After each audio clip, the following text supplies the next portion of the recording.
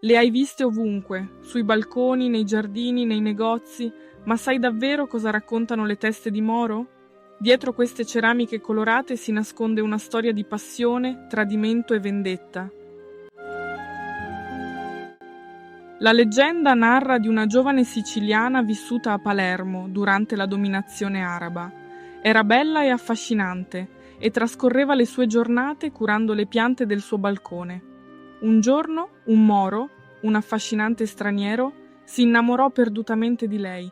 La ragazza ricambiò e tra i due nacque un amore travolgente. Ma il moro aveva un segreto, una moglie e figli lontani nella sua terra d'origine.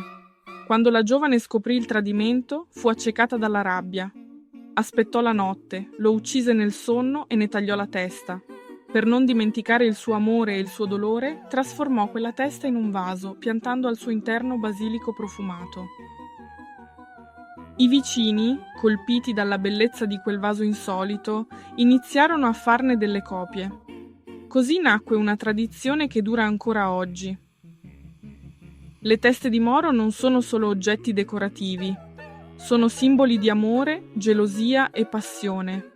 Ogni testa racconta una storia. La prossima volta che ne vedi una, fermati e chiediti: quale segreto custodisce?